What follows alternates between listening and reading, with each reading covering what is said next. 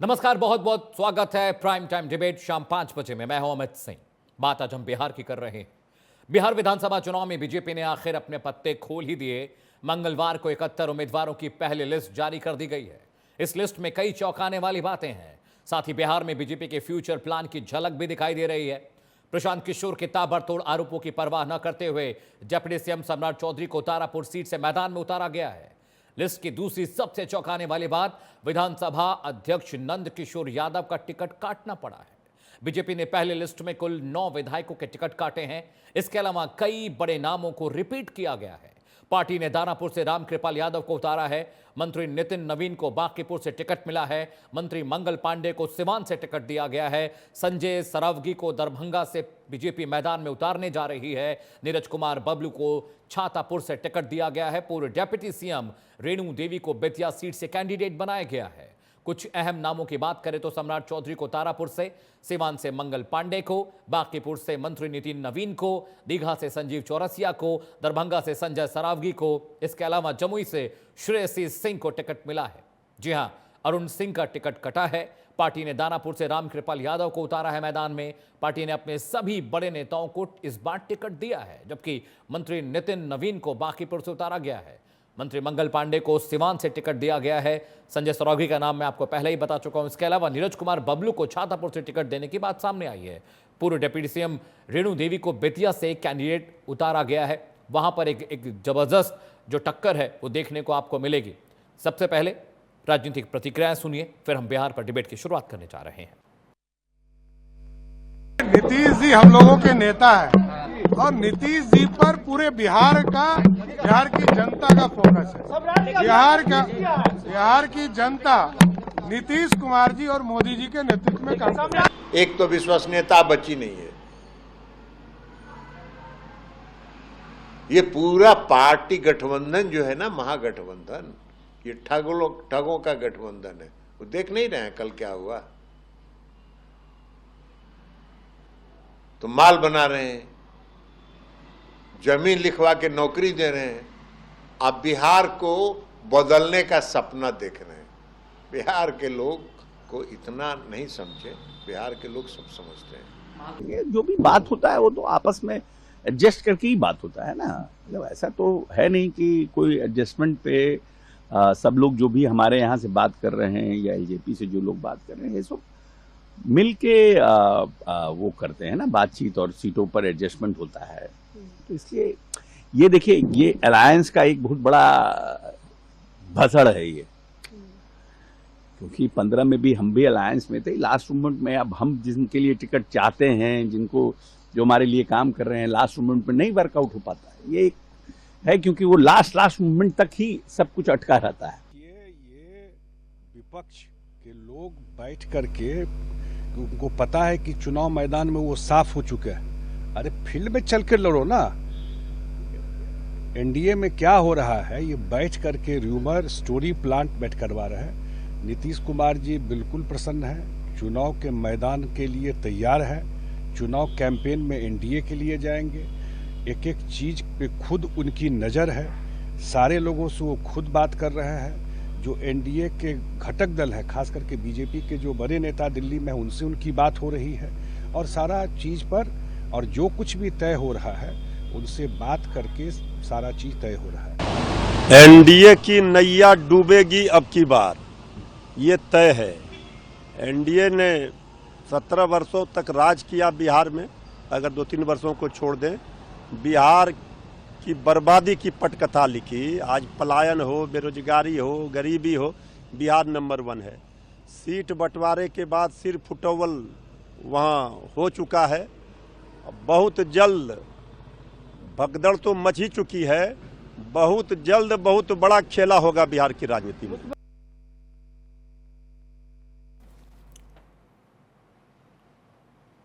तो आपने सियासी प्रतिक्रियाएं सुन ली। एक बड़ा पैनल मेरे साथ जोड़ा है इस विषय पर चर्चा करने के लिए। स्वागत कीजिए अरविंद कुमार का, प्रवक्ता हैं बीजेपी के। अरविंद जी, बहुत बहुत स्वागत है।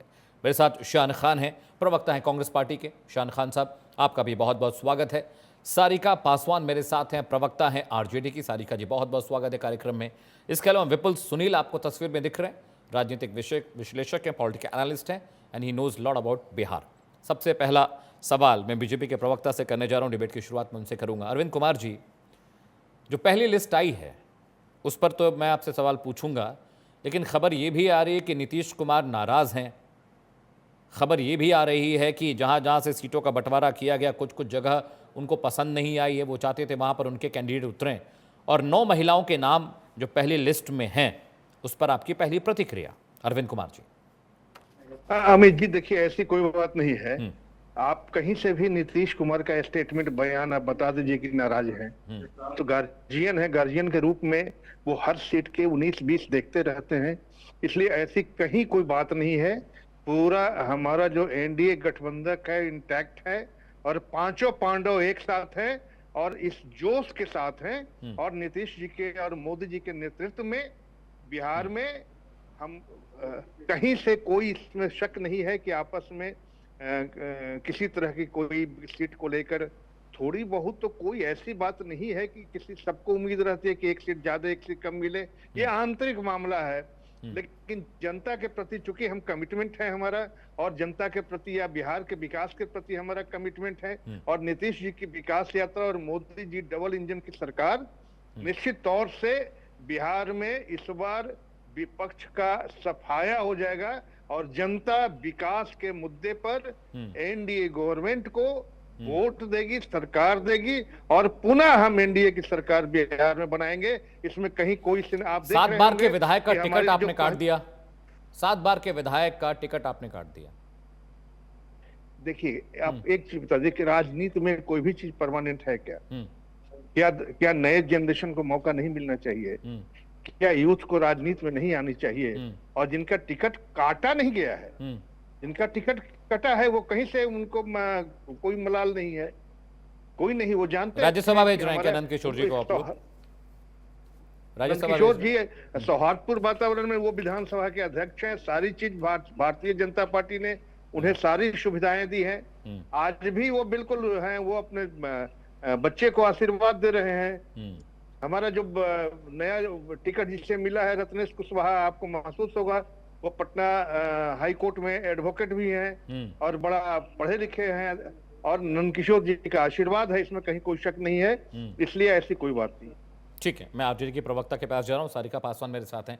सारिका जी, अभी तक मैं आपकी पार्टी के प्रवक्ताओं से बात कर रहा था, डिबेट रोज मैं बिहार पर कर रहा हूं, तो ये कहा जा रहा था कि भाई बीजेपी में कुछ भी ठीक नहीं है और बहुत सारे फुटबॉल होने वाले। चिराग पासवान ने जो प्रेशर पॉलिटिक्स की है, उपेंद्र कुशवाहा खुश नहीं है, जीतनराम मांझी खुश नहीं है, नीतीश कुमार खुश नहीं है। सुबह से जेडीयू की लगातार बैठकें चल रही हैं। कुछ पार्टीज़ की कुछ सीट्स ऐसी थी जहां पर जेडीयू चाहती थी वो कैंडिडेट उतारे, लेकिन बीजेपी वहां से अपने कैंडिडेट उतारना चाहती है। ये सब बातें विपक्ष कह रहा था बीजेपी के बारे में, एनडीए के बारे में। अभी तक आपकी लिस्ट नहीं आई है। कल तेजस्वी यादव 5-6 घंटे वहां पर थे, राहुल गांधी थे वहां पर, एमके वेणुगोपाल साहब वहां पर थे, मल्लिकार्जुन खड़गे वहां थे, बिहार प्रभारी जो कांग्रेस के वो वहां पर थे। ना तो कांग्रेस आपके लीडर को प्रोजेक्ट कर रही है बतौर मुख्यमंत्री, ना ही सीट शेयरिंग का फॉर्मूले पर भी तक कोई बातचीत हुई है। बीजेपी ने तो अपनी लिस्ट निकाल दी पहली, आपकी लिस्ट कहाँ है, कब आएगी?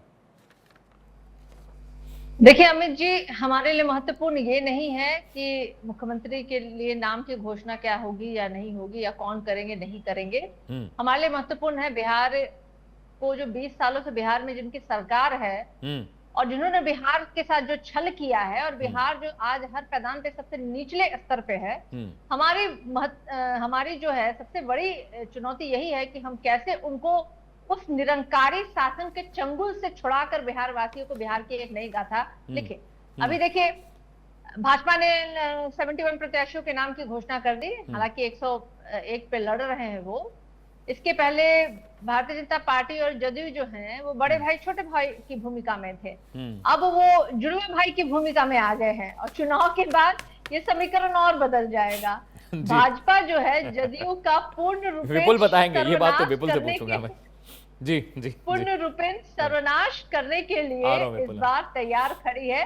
और ये कह रहे थे अभी भाजपा वाले प्रवक्ता हमारे अरविंद भाई कि ऑपोजिशन है वो कहीं लुप्त हो जाएगा। नहीं, ऑपोजिशन कहीं लुप्त नहीं होगा, लेकिन जिन लोगों ने 20 सालों से बिहार में कुंडली मार करके सांप की तरह बैठे हैं और हर बार उन्होंने बिहार के वासियों को ठगा है, छला है, डसा है, उससे हम लोग मुक्त तो बिहार को निश्चित रूप से कराएंगे और एक मजबूत विपक्ष नहीं सरकार बनाएंगे हम लोग।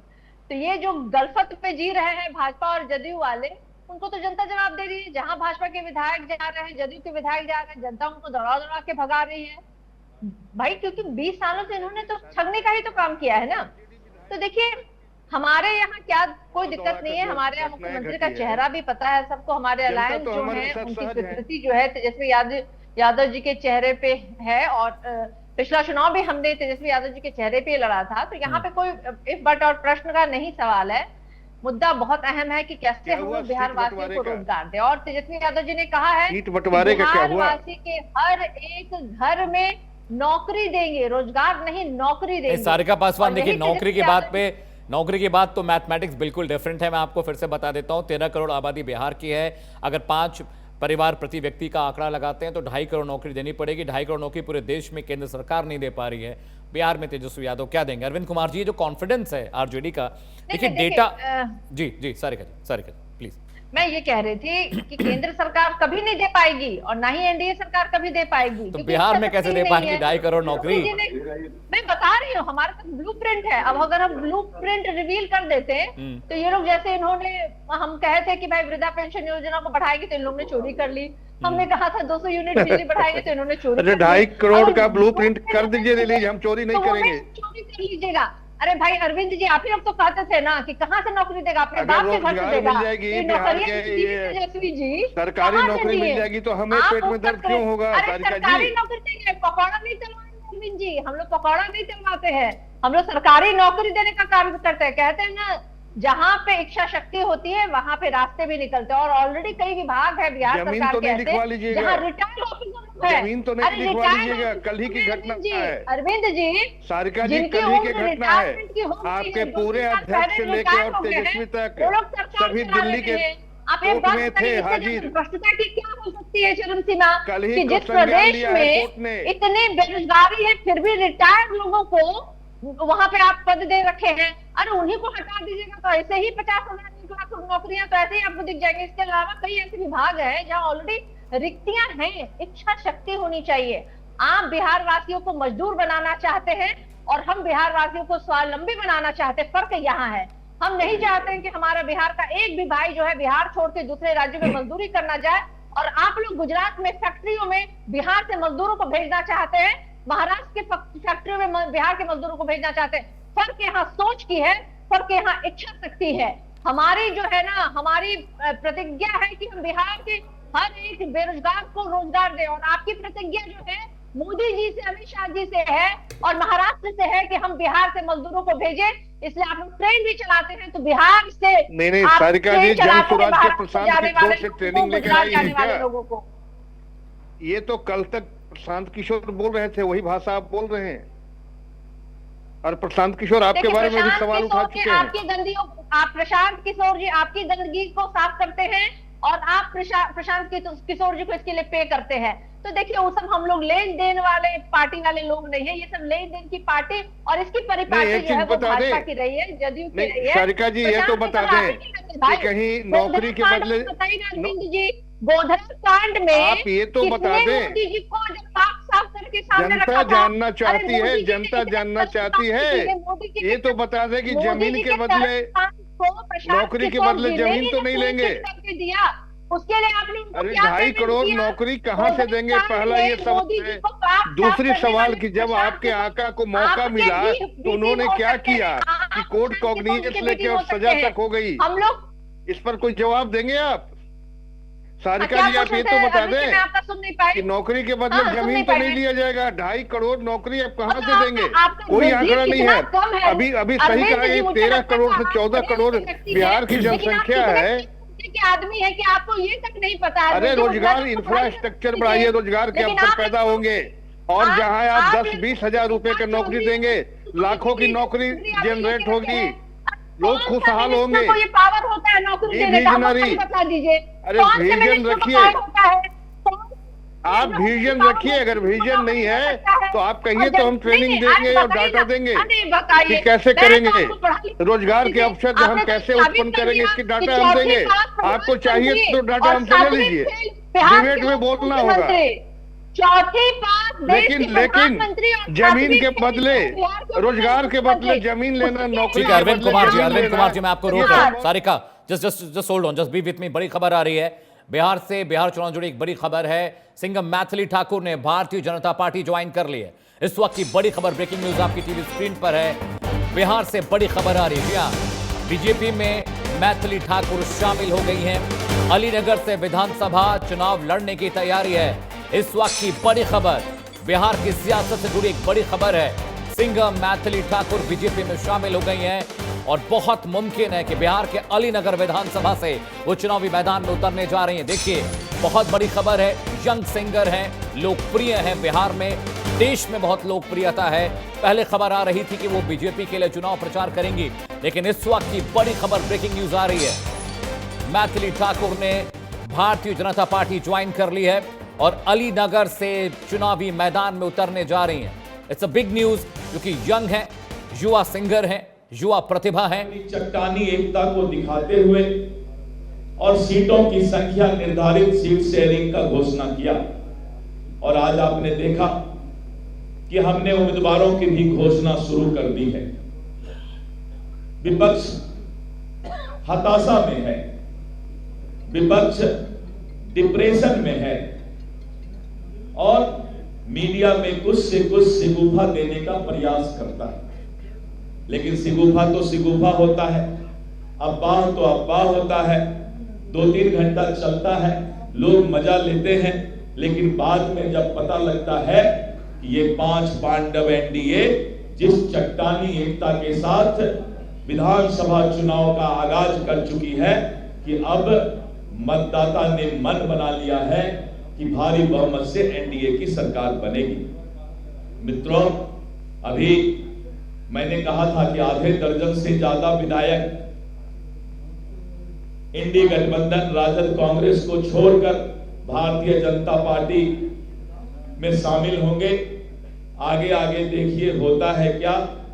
कल फिर हम लोग मिलेंगे और इस तरह करके चारों तरफ विपक्ष धाराशाही होता जा रहा है। विपक्ष का टायर पंचर हो गया है, विपक्ष के टायर का हवा निकल गया है, क्योंकि हमने। तो मैथिली ठाकुर बिहार के मधुबनी जिले में पैदा हुई, वहीं से उन्होंने संगीत की शिक्षा प्रारंभ की और अब बड़ी खबर है कि बीजेपी में शामिल हो गई मैथिली ठाकुर और अलीनगर से विधानसभा चुनाव लड़ने की तैयारी कर रही हैं। इस वक्त की बड़ी खबर बिहार की राजनीति से जुड़ी। चले डिबेट पे हम वापस लौटते हैं और मैं कांग्रेस प्रवक्ता के पास जा रहा हूं, शान खान के पास। शान खान, मुझे एक बात बताइए, अभी सारिका जी और अरविंद कुमार जी जो बातें कर रहे थे, आप सोचिए कि आप पार्टी के एलाई हैं, बीजेपी ने अपनी पहले लिस्ट जारी कर दी है। राहुल गांधी, तेजस्वी यादव कई मर्तबा मीडिया से उन्होंने कहा है कि विपक्षी गठबंधन में सब कुछ ठीक ठाक है और हम बीजेपी से पहले अपनी लिस्ट जारी कर देंगे। 2 दिन से तेजस्वी यादव दिल्ली में राहुल गांधी से मिल रहे हैं, कांग्रेस दफ्तर के चक्कर काट रहे हैं। ये होता है, वो फेस हैं बिहार में सीएम का, कोऑर्डिनेशन कमेटी के प्रेसिडेंट हैं, is a big face in Bihar, और वो आप चक्कर कटवा रहे हैं उनको कांग्रेस कार्यालय के। ये कहने में क्या गुरेज है कि भाई वो मुख्यमंत्री का चेहरा है। सीट शेयरिंग पर क्यों नहीं इतनी जल्दी? आप लोग जिस तरह की बातचीत थी, आप लोग वोट अधिकार यात्रा निकाल रहे थे, बॉडी लैंग्वेज ऐसी थी कि साथ में प्रेस कॉन्फ्रेंस हो रही है, साथ में खाना खा रहे हैं, बुलेट पर सवारी एक साथ हो रही है। लेकिन अब जैसे ही चुनाव 8-9 दिन हो गए, चुनाव तारीखों का ऐलान हुए, अब देखिए कांग्रेस ने अपना वो जो पॉलिटिकल गिमिक है वो शुरू कर दिया है। न कुछ कह रहे हैं, न कुछ कहने दे रहे हैं। शान खान, देखिए अमित जी, चाहे वो दलित आईपीएस पूरन जी की आत्महत्या का मामला हो, ये लीजिए, चाहे वो ये लीजिए अमित सवाल भाई, हमने पूछा। शान खान, अमित भाई, आपने हाँ। इतना बड़ा प्रश्न पूछ लिया और मैं जैसे मैंने बोलना शुरू किया आपने टोकना शुरू कर दिया।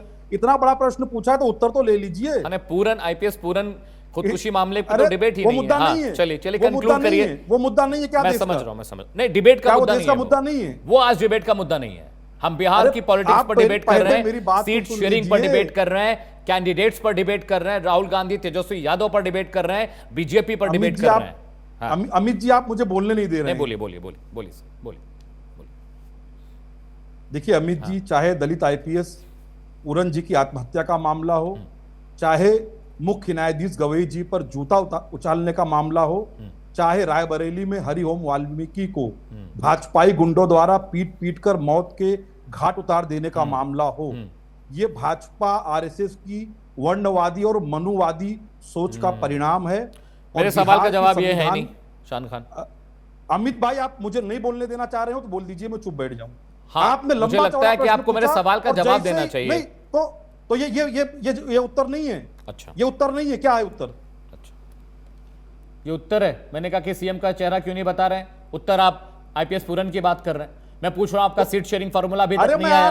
आप पूरन की बात कर रहे हैं। मैंने पूछा लिस्ट कब जारी होगी, बीजेपी ने जारी कर दी, आप पूरन की बात कर रहे हैं। अमित भाई, मैं वहीं आ रहा था। आप टोका टोकी करेंगे आप जो कहलवाना चाहते हो वो मैं नहीं कहूंगा। मुझे जो कहना वो मैं अरे ये तो कहेंगे कि सीट कब आएगी, सीट शेयरिंग कब होगी। अरे ये तो कहेंगे लिस्ट कब आएगी। ये तो बताएंगे कि रजामंदी क्यों नहीं बन रही है। आप बोलने देंगे कि नहीं बोलने देंगे? आप कंक्लूड करिए सर, मैं इंतजार कर रहा हूँ। 30-40 सेकंड आप बोलते रहे, जवाब नहीं मिला मुझे। अमित भाई, जितना आप टोकेंगे उतना समय बिगड़ेगा। मुझे आप बोलने दीजिए, मैं सारी बातों पे आऊं। हाँ शान खान, बताइए। देखिए अमित जी, चाहे वो दलित आईपीएस पूरन कुमार जी की आत्महत्या, ये हो गया सर, इसके बाद आगे ये हो गया। हाँ, आगे सर। नहीं बोलने देना हो तो मुझे मना कर दीजिए। अच्छा बोलिए, चलिए बोलिए। आपको नहीं बोलने देना हो तो बोल लीजिए। डिबेट का विषय बदल रहे हैं आप। मैं अपने विषय पे डिबेट पे चिपका रहता हूं, जो विषय होता है मेरा। हाँ।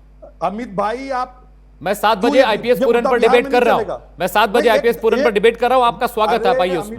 7 बजे कर रहा हूं। अमित भाई, एक दलित आईपीएस को आत्महत्या करनी पड़ रही है, ये मुद्दा नहीं है क्या इस देश में? बिहार इस देश के बाहर है क्या? अब आप बोलने देंगे तो मैं बोलूं। हाँ, बोलिए। देखिए अमित जी, चाहे वो दलित आईपीएस पूरन कुमार जी की आत्महत्या का मामला हो, चाहे वो मुख्य न्यायाधीश गवई जी के ऊपर जूता उछालने का मामला हो, चाहे वो रायबरेली में हरिओम वाल्मीकि जो एक दलित थे उनको भाजपाई गुंडों द्वारा पीट पीट कर मार डालने का मामला हो, यह भाजपा की मनुवादी और वर्णवादी सोच का परिणाम है।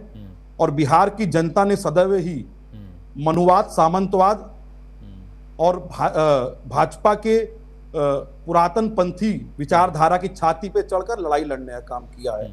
और भाजपा जिस प्रकार से पूरे देश में लोगों को मूर्ख बनाने का काम कर रही है, उसी का एक हिस्सा बिहार में हमें देखने को मिल रहा है। जैसे भाजपा ने महाराष्ट्र में, क्योंकि महाराष्ट्र में मराठा कुर्मियों का, मैं आता हूं शान खान, अपना जवाब प्लान कर लीजिए। मैं आता हूं, बहुत वेस्ट कर रहे टाइम आप मेरा। विपुल सुनील, मैंने सवाल पूछा कि बीजेपी ने लिस्ट जारी कर दी है, कांग्रेस की लिस्ट नहीं आई है, किस बात को लेकर अभी राहुल गांधी तेजस्वी में बातचीत हो रही है, ये समझना बहुत जरूरी है। कांग्रेस क्यों नहीं तेजस्वी को प्रोजेक्ट कर रही है, मेरा सवाल ये था। 3 मिनट की बात में उन्होंने जवाब नहीं दिया। Vipul Sunil, it's your turn sir. आप बोलने नहीं दे रहे मुझे। जी अमित जी, नमस्कार। एक्चुअल में क्या है कि मैं पिछले काफी दिनों से ये बात कह रहा हूँ कि गठबंधन धर्म का पालन करते हुए आपको, मुझे लगता है कि बहुत सारी चीजों का समझौता करके समय पर वापस आना होता है, तमाम बातों को लेकर के। और इसमें मैं पिछले 2 दिन से ये कह रहा हूँ, लगभग 1.5 दिन से, तमाम अन्य जगहों पर भी, कि एनडीए ने लगभग अपनी सूचना ये दे करके, गठबंधन क्लियर करके और सीटें बांट करके अपनी एक बढ़त बना ली है। निश्चित तौर पर मैं पिछले 2 महीने से आपसे कितने डिबेट में भेंट हुई होगी अमित जी, मैंने ये भी कहा था कि राहुल गांधी और तेजस्वी यादव की यात्रा ने एसआईआर के खिलाफ राहुल गांधी और तेजस्वी के लिए एक ऐसी जमीन तैयार की थी बिहार में, जो निश्चित तौर पर विपक्ष बहुत लीड में दिखलाई पड़ रहा था, एनडीए बहुत पीछे दिखलाई पड़ रहा था। मैं अगर 1.5 महीने पहले की बात करूं, लेकिन पता नहीं क्या हो रहा है इन लोगों की तरफ से। और खास तौर पे मैं कांग्रेस को कह रहा हूं, कांग्रेस को ये समझना चाहिए कि बिहार में कांग्रेस की अपनी जमीन बिना तेजस्वी यादव के नहीं बनती। बिल्कुल नहीं है, तो इस बात को डिसाइड करके और देने में कहां दिक्कत आ रही है, क्या दिक्कत है, कौन सी परेशानी है आपको, कौन सी सीटें भी जितनी आप मांग रहे हैं लगभग उतनी सीटें दी जा रही हैं। पिछली बार आप 70 के करीब सीट पर जीत लड़ रहे हैं और आप अपना विपुल भाई एक सेकंड रुकिएगा, एक सेकंड मुझे दीजिए। एक बड़ी खबर आ रही है, मैं आपके पास आ रहा हूं विपुल। हम कमिंग टू एक बड़ी खबर है और इस बीच बड़ी खबर बिहार से आ रही है। जी हां, सीपीआई-एमएल ने अपनी पहली सूची, पहली लिस्ट जारी कर दी है। बिना सीट बंटवारे की पहली लिस्ट जारी हुई है। 18 उम्मीदवारों की पहली सूची जारी की गई है।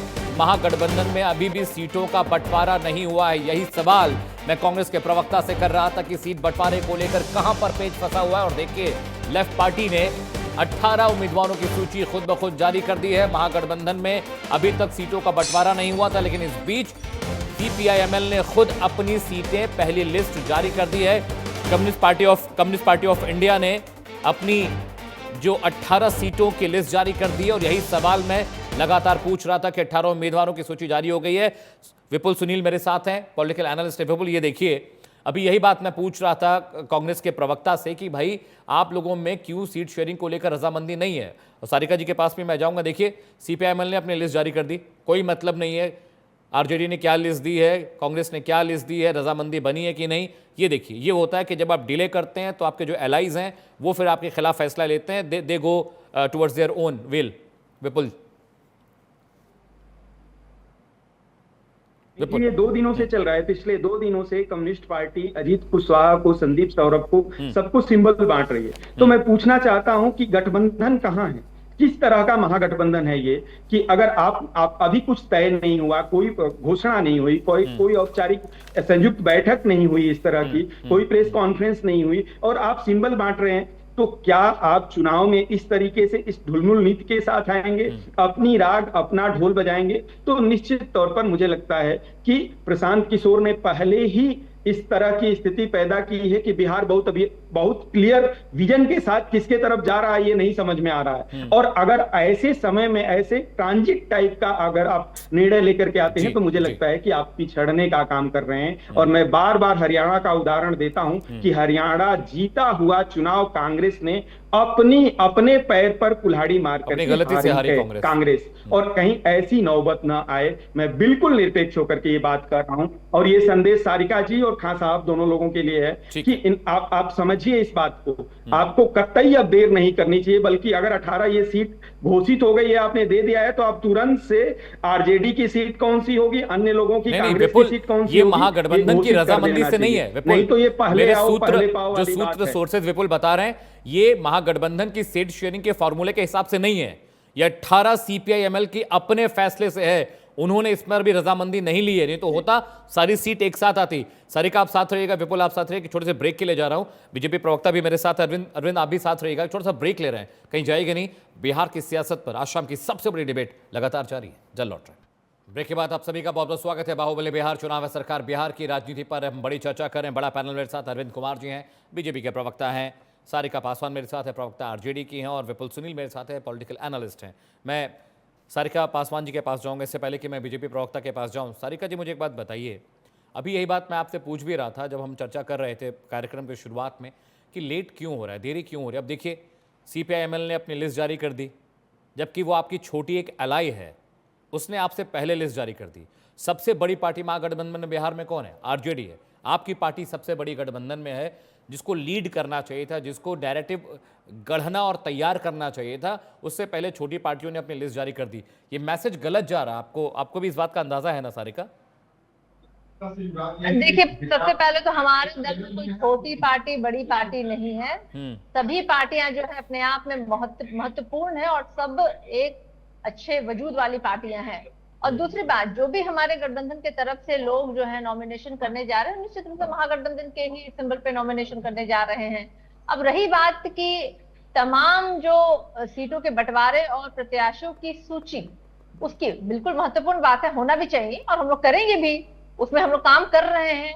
लेकिन अभी कहाँ नॉमिनेशन का समय खत्म थोड़ी हो गया, अभी 3 दिन बचा है। अभी तो जदयू वाले ने नई सूची जारी की है, अभी हम वाले ने नहीं की है, पता नहीं चिराग जी ने किया या नहीं किया, जानकारी नहीं है मुझे। तो अभी तो बहुत सारे ऐसे सत्ताधारी जो दल है, उन्होंने अपने नामों की सूचना नहीं दी है अभी तक कि उनके कौन से प्रत्याशी कहां से लड़ेंगे। बीजेपी जारी नहीं करेगी तो आप भी जारी नहीं करेंगे? बीजेपी अभी 5 दिन और जारी नहीं करेगी तो? आपकी पार्टी अलग है, आपकी राजनीति अलग है, आपका नैरेटिव अलग है, उसका बीजेपी से क्या लेना देना है? नहीं, कहने का अर्थ यही है कि जो लोग 20 साल से बिहार में सत्ता में है, उनको भी अभी नामों की घोषणा करने में इतनी दिक्कत हो रही है। क्यों हो रही है भाई? किस चीज का इंतजार कर रहे हैं? सबसे पहले तो उनको आगे एकदम बढ़ करके उन्हें अपने नामों की घोषणा कर देनी चाहिए कि भाई देखो, हमारे यहाँ तो कुछ बट का सवाल नहीं है, हमारे यहाँ कोई गड़बड़ी नहीं है।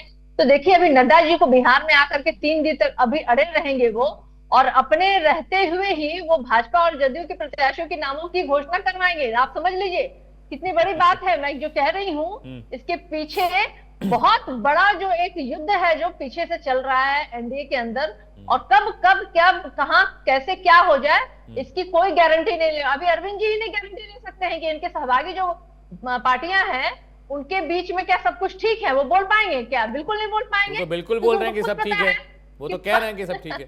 पहला सवाल ही यही मेरा था, अगर उन्होंने सब- कहा सब ठीक है।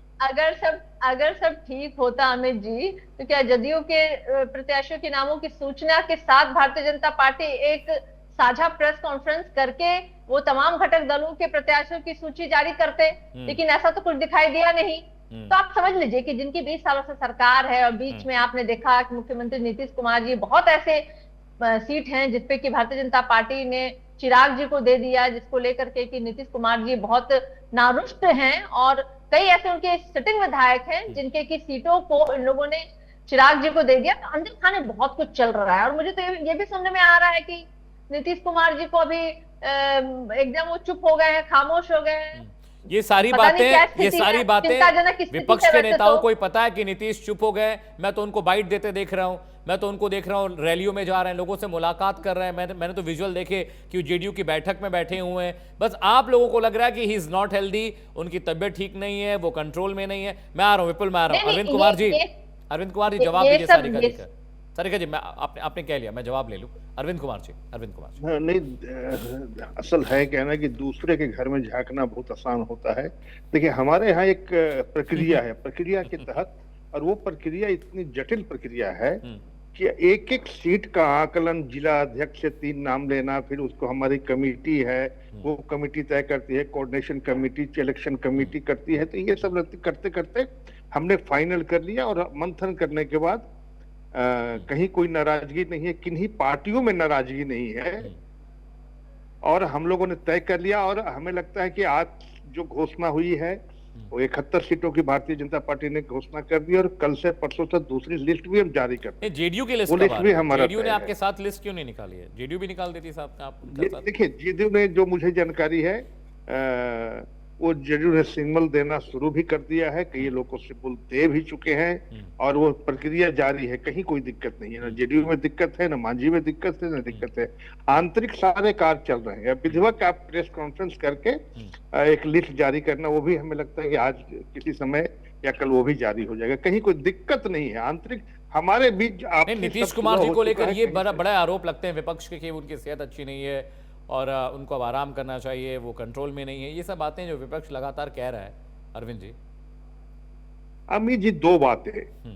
सरकार अनुभव से चलती है। अखाड़े में पहलवान कुर्सी नहीं लड़ना है वहां, और अनुभवी व्यक्ति अगर एक घर का अनुभवी गार्जियन रहता है तो कितने अच्छे से घर को चलाता है। नीतीश कुमार के पास एक विजन तो है, कोई डिनाई नहीं कर सकता है। आज तेजस्वी भी 17 महीने का कार्यकाल का अपना जो सेहरा लेते हैं कि हमने अपॉइंटमेंट किया, वो भूल जाते हैं कि नीतीश कुमार ही उनके साथ थे। तो एक विजन है, उम्र के उस पड़ाव पर, लेकिन वहां उनके दिमाग इतने तेज हैं, हर इशू पर बिल्कुल घंटों चर्चा करते हैं, एक एक चीज को देखते हैं, फाइलें पढ़ते हैं और तब वो करते हैं। तो इसलिए इस तरह की कोई परसेप्शन बनाना बहुत गुनाह होगा उनके प्रति। और हम ठीक है, पक्ष हो सकता है, विपक्ष हो सकता है। अब हम लालू जी को कह दें कि बिल्कुल नादान है, दूध के धोए हुए भ्रष्टाचारी नहीं है, तो वही बात हो जाएगी नीतीश कुमार को कहना कि जब हम लोग का क्या है, एक कोर्ट है, कोर्ट अंतिम पदान है, राष्ट्रपति है। जब कोर्ट से कोई कन्विक्टेड हो जाता है तो उसको मान लेते हैं कि नहीं कन्विक्टेड है। तो ये अगर हम कहें कि वो कन्विक्टेड नहीं है, वैसे ही नीतीश कुमार के बारे में कहना हो जाएगा। ऐसी कोई बात नहीं है, स्वस्थ है, अच्छे तरह से हर चीजों को फाइल देखते हैं, स्टडी करते हैं, हर बातों पे चर्चा करते हैं और पार्टिसिपेट करते हैं। अभी जदयू कार्यालय में जाकर देखिए, 3-3, 4-4 घंटे सारे जिले से आए हुए लोगों से उन्होंने एक एक करके मिला, सबका लिस्ट दिया और फाइनल की। ऐसी कोई बात नहीं है। हम चाहते हैं कि एक सकारात्मक हो, ये बहुत बहुत बड़ा डिबेट का मैटर नहीं हो। डिबेट का मैटर, आपने सही कहा कि बिहार में सौहार्दपूर्ण वातावरण में कैसे अच्छे चुनाव हो, अच्छे लोग जीत कराए, और जो बिहार 2005 के बाद जो आगे निकल चुका है, आज जो बिहार का है कि आप 2 बजे रात में भी पटना उतरिए और बिहार के किसी कोने में अकेले जाने में भी आपके दिमाग में ये नहीं आएगा कि कोई डर है। ये बिहार बन चुका है। ठीक है। और बिहार में जो काम बाकी है हम आने वाले सरकार में उस काम को 5 साल में पूरा करके दिखाएंगे। ठीक। ऐसी हमारी योजना है और जल्द ही हमारा मैनिफेस्टो जारी होगा। हम ठीक तो है। जो मैनिफेस्टो भेजते हैं, जारी करते हैं, उस पर काम करते हैं। जी। ठीक है, विपुल सुनिए जी, मैं यही कह रहा था कि दूसरे जैसे इंडी वालों को ये पता रहता है कि एनडीए के अंदर खाने क्या चल रहा है और एनडीए वालों को ये पता रहता है कि इंडी के अंदर खाने क्या चल रहा है। मतलब इस पर ये लोग बात कर लेते हैं, लेकिन उचित बात कीजिए, वाजिब सवाल कीजिए, वाजिब मौके पर बात करिए। तो मैं तो कतई किसी के पक्ष की बात ही नहीं कर रहा हूं। मैंने तो दोनों के लिए कहा ये कि क्या नाम है कि किस तरीके से अगर आप प्रेजेंट करते हैं तो आप उसमें आगे रहें।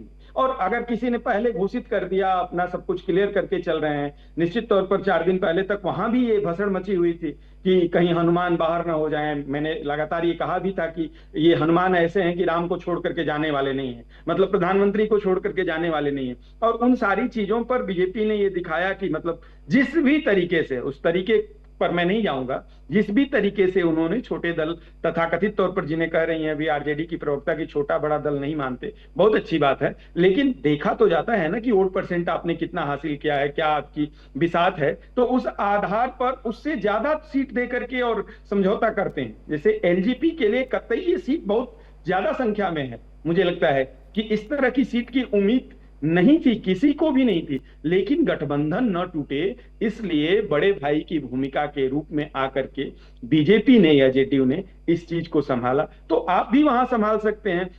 आपको अपने अंदर खाने की बात नहीं है। आपके प्रवक्ता जो है मनोज झा जी कुछ ट्वीट कर रहे हैं, उस पर इमरान प्रताप गढ़ी जी कुछ ट्वीट कर रहे हैं, उस पर जवाब दे रहे हैं, तमाम चीजें चल रही है। आरजेडी के प्रवक्ता ने लिखा और अभी आप जाकर के देखिए 2 घंटा पहले का, 3 घंटे पहले का ट्वीट, और उस पर इमरान प्रताप गढ़ी कुछ और दे रहे हैं। तो आपके यहाँ तो दिखलाई पड़ रहा है, सिंबल परसों से ही बंट रहा है, सिंबल बांटना शुरू कर दिया लेफ्ट के दलों ने। तो ये सब चीजें मुझे लगता है कि अगर समझदारी से करते ये लोग, और जिस तरह से प्रशांत किशोर पूरे चुनाव के केंद्र में है, विषय जिस तरह से वो निर्धारित कर रहे हैं, आप भले 1 लाख कह लीजिए, चिल्ला लीजिए कि वो बीजेपी के लिए खेल रहे हैं, इसके लिए खेल रहे हैं, उसके लिए खेल रहे हैं, प्रशांत किशोर ने इस बार बिहार के चुनाव को मुद्दा आधारित किया है। जहां आप जाति और तमाम सवालों में उलझे रहते थे, वहां उन्होंने लाया है कि नहीं भाई, शिक्षा का मसला है, रोजगार का मसला है, पलायन का मसला है। नहीं बिल्कुल, ये बातें तो सारी पार्टियां कर रही हैं, ये बात तो बीजेपी भी कर रही है, पलायन का मुद्दा है, रोजगार का मुद्दा है, ये तो आरजेडी के प्रवक्ता भी कह रहे हैं, कांग्रेस भी ये बात कह रही है। नया क्या है प्रशांत किशोर, नया क्या लेकर आए? बिल्कुल कर रही है, बिल्कुल कर रही है। और मैं तो कह रहा हूं कि केंद्र में प्रशांत हैं, प्रशांत जो मुद्दा उठा दे रहे हैं उसी पीच पर ये लोग खेल रहे हैं, दोनों तरफ से खेल रहे हैं, और निश्चित तौर पर उस खेल में बीजेपी अपने को आगे दिखलाई। अभी जुमा 4 दिन हुए विपुल जी, अभी जुमा 4 दिन हुए प्रशांत किशोर को सियासत में उतरे हुए, और बीजेपी और आरजेडी जैसी पार्टियां पिछले 20 साल से इस मुद्दे पर बात कर रही हैं, चाहे वो जंगल राज हो, चाहे वो पढ़ाई हो, लिखाई हो, इंफ्रास्ट्रक्चर हो, लाइट हो, बिजली हो, महिला सुरक्षा हो। बीजेपी के मैनिफेस्टो में ये सब कुछ है। बैठे हैं प्रवक्ता, उनके पूछ लीजिए। प्रशांत किशोर कुछ नया लेकर तो नहीं आए, मुझे तो उनकी किसी बात में कुछ नई चीज नहीं दिखाई दी। सम्राट चौधरी के बारे में उन्होंने प्रेस कॉन्फ्रेंस कर ली, चुनाव आते सिन्हा साहब के बारे में बातचीत कर ली। नहीं, प्रशांत किशोर कुछ नया तो लेकर नहीं आए विपुल, सारी प्रेस कॉन्फ्रेंस सुनी है मैंने उनकी। हाँ, बिल्कुल सही बात कर रहे हैं आप अमित जी। ये मैनिफेस्टो में हुआ करता था, असल में ग्राउंड पे मुद्दा नहीं बनता था, लेकिन आज आप बिहार विजिट कर लीजिए और जन जन में वो मुद्दा बना चुके हैं। मैं फिर भी कह रहा हूं कि 6 से 8% या 10% से ज्यादा उनको वोट नहीं मिलेगा, लेकिन बिहार की राजनीति में को मुद्दा केंद्रित, और खासतौर पे एजुकेशन, रोजगार, पलायन को जिस तरह से केंद्र में लाए हैं, बीजेपी का भी टिकट पाने वाला कोई व्यक्ति, पाने की कोशिश करने वाला टिकटार्थी, और टिकटार्थी के पिता को कहना पड़ता है आकर के कि मैं पहले बैच का पलायन करता हूं, मैं अपनी बेटी को लेकर के बिहार से पहली बार। ये तो कभी नहीं होता था, मैनिफेस्टो में रह जाता था, इस पर बातचीत नहीं होती थी, इस तरीके से तो नहीं होती थी। मैं भी देख रहा हूं, मुझे भी 2-3 चुनाव पर ठीक से देखते बात करते हुए हो गया अमित जी, लेकिन आप कागजों पर होता था, इस बार ग्राउंड पर वो मुद्दा है, और उसी मुद्दे के इर्द गिर्द चारों लोग घूम रहे हैं, सारे लोग घूम रहे हैं। ठीक है, सारिका जी के पास जाओ। सारिका जी, देखिए, ये जिस व्यक्ति का जिक्र कर रहे थे जो कि बिहार से पहले बैच के पलायन करता थे, जो शायद वो मैथिली ठाकुर जी के पिताजी के बारे में बात कर रहे थे, तो देखिए वो दौर जो था ना, और इस तबके के आने वाले लोग जो थे ना, जिस तबके के ठाकुर जी हैं, उन लोगों को बड़ा ही वो दौर जो है गले के नीचे नहीं उतरता था। क्योंकि लालू जी का जो शासनकाल का दौर था वो गरीब, पिछड़े, दलित समाज से सबसे पिछले पैदान पे खड़े हुए व्यक्तियों का दौर था, और इनके गले की हड्डी थे वो गरीब दलित लोग, क्योंकि इनको बर्दाश्त नहीं हो रहा था इनके बराबर में कुर्सी लगा करके वो बैठ रहे थे, क्योंकि लालू जी पीछे से ताकत दिए हुए थे। वही गरीब दलित लोग जो है डीएम और एसपी साहब को कहते थे कि हमारा काम क्यों नहीं हो रहा है। वही गरीब और दलित जो है ना थाने में जाकर के डंके की चोट पे अपने एफआईआर को दर्ज कराते थे। तो इनके ठाकुर जी जैसे वाले लोगों को बर्दाश्त नहीं होता था। तो ठाकुर जी एक बहुत अच्छे विचार को लेकर के अभी जो आए हैं और कह रहे हैं कि हम पहले बैच के पलायन के थे, तो उनको जो भी मिला है इसी बिहार से मिला है, वो ये भी भूल रहे हैं। और जितना प्रताड़ित उनके लोगों ने किया है दलितों को, पिछड़ों को, अब इसको साक्ष्य की आवश्यकता नहीं है। और यही कारण है कि लालू जी के शासन काल को ये लोग बहुत सारे नाम और उपाधि देते हैं, क्योंकि वो दौर जो था ना वो बदलाव का था, वो सामाजिक न्याय का दौर था, वो दलित और पिछड़ों के अधिकार का दौर था। और उस दौर को तो सबके बर्दाश्त के बाहर की बात थी, और अच्छा था, बर्दाश्त होना भी नहीं चाहिए, क्योंकि जो समाज सैकड़ों वर्षों काल से जो शोषित रहा, कतई नहीं कर रहा हूं। मेरा कहना है कि मुद्दा तब भी बीजेपी के घोषणा पत्र में ये होता था, लेकिन क्या पलायन इस तरह से ग्राउंड पे जाकर के इस पर बातचीत होती थी क्या? तमाम जब तमाम लोगों के मुद्दे में रहा है, तमाम लोगों के मैंने एक दिन पहले भी डिबेट में आपको कहा था कि प्रशांत किशोर को जिस तरह से प्रोजेक्ट कर रहे हैं, लगता नहीं आप राजनीतिक विश्लेषक हैं, आप जिस तरह से उनको सपोर्ट करते हैं डिबेट में। मैंने प्रश्न नहीं पूछा है, आप ही के चैनल पर जनसुराज की प्रवक्ता थी और उनको कटघरे में खड़ा किया। मैंने आप ही के चैनल पर पूछा उनसे कि आप बिहार में जिस सरकारी नौकरी में भ्रष्टाचार की बात कर रही हैं, नीतीश कुमार की सरकार में आप नौकरी पाई हैं, असिस्टेंट प्रोफेसर बनी हैं, और पूरे भारत में मैं कह रहा हूं दावे के साथ कि बिहार लोक सेवा आयोग से जिस तरह से सहायक आचार्यों की भर्ती हो रही है, स्कूलों में अध्यापकों की भर्ती हो रही है, उतना फेयर तरीके से बात कहीं नहीं नियुक्ति हो रही है। और ये करते हुए क्या मैं जदयू का प्रवक्ता हो गया? क्या एलजीपी की बात करते हुए कि वो कतई नहीं छोड़ रहे हैं गठबंधन को, तो मैं एलजीपी का प्रवक्ता हो गया? मुझे जो जायज लगता है वो मैं बोलता हूं अमित जी, मेरे साथ यही है। और मैंने यही कटघरे में खड़ा किया था, जनसुराज की भारती करके वो थी, प्रवक्ता थी। अब आप कह लीजिए मुझे पसंद आ रहा है, हाँ मेरी व्यक्तिगत राय भी हो सकती है ना, मुझे शिक्षा पे बात करना, पलायन पे बात करना, बिहार में कारखाने लगाने की बात करना, और ठाकुर जी जैसे लोगों की जब आप हिमायती करते हैं कि वो बिहार के पहले पलायन करते थे, तो कभी कभी आप अपने आप को भी कटघरे में खड़ा कर लीजिए, क्योंकि मुझे लगता है कि सबसे पहले तो प्रश्न आपको अपने आप से ही पूछना चाहिए कि ऐसे व्यक्ति जो बिहार को कलंकित और बदनाम करने के लिए ऐसी भाषा का इस्तेमाल कर रहा है, आप सोचिए उस दौर की बात कीजिए कि उस दौर में ये क्या क्या किया करते थे। अरे हम तो इनको 2 मिनट में नंगा कर देंगे, क्योंकि ये इनके द्वारा ही बिहार में क्या पूरे देश में जो है ना दलित और गरीब लोग जो है ना आज भी प्रताड़ित हो रहे हैं, शोषित हैं। इन्हीं लोगों की वजह से इन्हें तो देश से ही पलायन कर लेना चाहिए, इन्हें तो दूसरे ग्रह में जाकर के वास करना चाहिए। अरे पहला बैच जब मिले तो उनको बोलिए चांद का टिकट कटवा ले और ये ब्रह्मांड को छोड़ दे। जब ये ब्रह्मांड को छोड़ देंगे उनके वक्तव्य पे नहीं हो रहा है प्रशांत किशोर जो मुद्दा बना रहे हैं उस पे मैंने वक्तव्य दिया था कि उसी पे आप सभी लोग खेल रहे हैं, उन्हीं के पीठ पर जाकर के बैटिंग कर रहे हैं। ठीक है अरविंद कुमार जी, सारिका जी, जो विपुल जी कह रहे हैं कि प्रशांत किशोर जिन मसलों को उठा रहे हैं उसको ना तो किसी पार्टी ने उठाया, यानी ना तो बीजेपी ने उठाया, ना तो आरजेडी ने उठाया, ना कांग्रेस ने उठाया, ऐसा है क्या? प्रशांत किशोर कुछ नया कर रहे हैं क्या? और कहा यह भी जा रहा है कि बीजेपी जैसी पार्टियां जो हैं, आरजेडी जैसी जो पार्टियां हैं, उनके वोट बैंक में सेंधमारी का काम पीके जरूर करेंगे, ऐसा है क्या? अरविंद कुमार। अमित भाई मैं धैर्य से सुनिए कि मैं 1 मिनट के अंदर दोनों का जवाब दे दूंगा। जी जी। मेरा मैनिफेस्टो देख ले, ये कहने की जरूरत नहीं है कि मेरे मैनिफेस्टो पिछले बार 2020 का था, उसमें ये सारी बातें थी, कितने रोजगार देंगे, कैसे सृजन करेंगे, रोजगार का सृजन करना, सरकारी नौकरी देना, पलायन रोकना, इंफ्रास्ट्रक्चर डेवलपमेंट करना, सारी पुरानी बातें हैं, कोई नहीं, सभी वो करते हैं और हमने करके दिखाया। ठीक है, आरजेडी भी करती होगी, प्रशांत किशोर भी करते होंगे, कांग्रेस भी करती होगी, मेरा उससे कोई गुरेज नहीं है, लेकिन हमारी जो पार्टी ने और हमारे जो गठबंधन ने जो किया उस पर काम किया। दूसरी चीज, अभी आरजेडी के प्रवक्ता बोल रही थी सारिका जी, FIR नहीं होता था। अरे FIR RJD के समय में नरसंहार होता था, दंगा होता था, और वहाँ FIR कौन डर से नहीं थाना जाता था, और उसका जो फिरौती होती थी, अपहरण होता था, तो एक अन्य मार्ग बिहार का मुख्यमंत्री निवास होता है, अमित जी, वहाँ मुझे तय समय होता था दीजिएगा, कि इसे नरसंहार छोड़ दिया बिल्कुल जाए। समय दूंगा, और समय दूंगा सारिका जी। और तो और मैं नेपथ्य में नहीं जाना चाहता था, आपने मुंह में उंगली डाल के सारिका जी हमें कहने को मजबूर किया। मैं नहीं अरे चाहता था कि करिए, आपसे हम 20 साल चाहते हैं कि पहले आप जाऊं, अपनी हकीकत लेकिन को कह नहीं पाएगा, आपकी हकीकत हम व्यक्ति ने कहेंगे नहीं, कि पटना नरसंहार उच्च कैसे हुआ न्यायालय था, ने कैसे कहा नरसंहार था वाले कि ये जंगल अभियुक्तों को राज है। आप लोग साक्ष्य के अभाव में आप आपको सुन बरी लीजिए, कराते थे, वो भी बौखलाइए बताइए नहीं, ना।